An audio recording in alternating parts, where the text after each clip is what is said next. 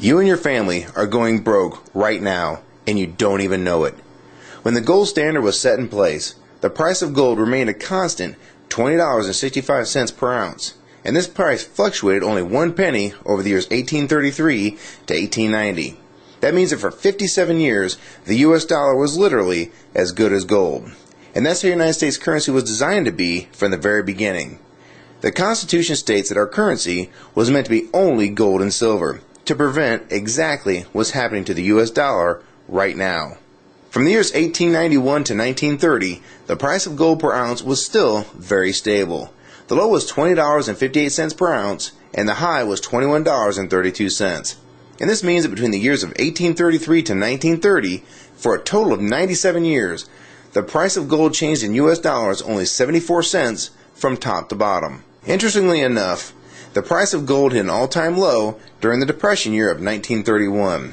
And many people believe this is done on purpose by the newly formed Federal Reserve to really twist the knife in the economy of the day, by reducing the total amount of money in circulation and thus making even the smallest amount of money very tough to come by. There is a common mistake by some people to think that the Great Depression is why the Federal Reserve was created.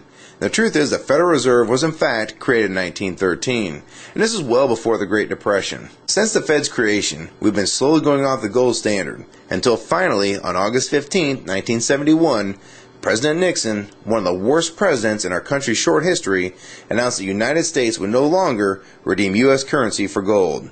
And this was the final step in abandoning the gold standard. What is important is to visually see the devaluation of the US dollar since we were taken off the gold standard. Keep in mind the price of gold really doesn't go up or move, it has historical value. It is extremely consistent. So instead of seeing this as the price of gold going up, you need to see this as the value of the dollar dropping like a rock. The price of gold has been flying right now. It has recently been as high as $1,030 an ounce all the way down to $870 an ounce. And what I find most interesting is if you want to buy a brand new Corvette convertible in 2008, it would cost roughly $55,000. So in gold, that'd be roughly 60 ounces of gold at the spot price of $930 per ounce. So at the time when gold was $930, you could basically take 60 1-ounce gold coins, cash them in, and buy that very same car. Inversely, if you remove inflation and the devaluation of the dollar, as if the U.S. currency was still attached to the gold standard, as it was originally intended when this country was founded, that same car being bought with the same 60 ounces of gold would have a gold standard value of only $1,200, or the same 60 $20 1-ounce double eagles.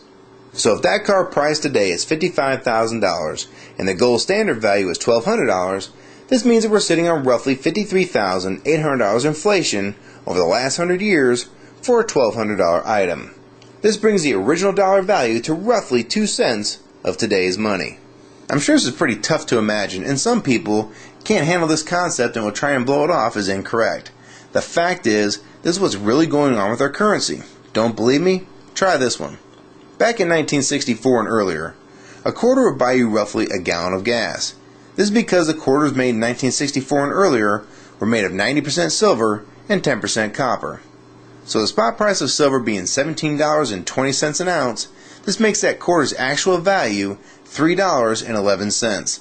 So you can see that same 1964 quarter will still buy you roughly a gallon of gas today.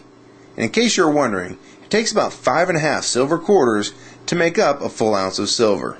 This is a fact. The price of gold may fluctuate with the value of the dollar. But this doesn't change the fact that precious metals such as gold and silver have maintained their value throughout time. And the only thing that changes is the value of the currencies that are not tied to gold and silver. This is what the Founding Fathers warned us about and tried to prevent from happening with the Constitution. What people need to understand is that the excess printing of the United States currency is just another tax on the American people. It takes the value of the dollars that they have and makes them worth less in the long run. Meanwhile, you're still making roughly the same amount of money, yet the prices for everything from gas to milk are going up constantly, when in fact nothing is really going up in price. It's the dollar's actual value that's been dropping and not prices going up. I can't emphasize this enough. If you like this video and find it helpful, please rate it and share your comments on the subject, favorite it, and most importantly, please share this video with everyone you know. I can't tell you how important this is. We need to let people know that they're losing all they worked so hard for and they don't even know it. And only with your support and help can videos like this be seen by people that really need to see what's going on with their money and the economy of the United States. So please help support this channel and others like it.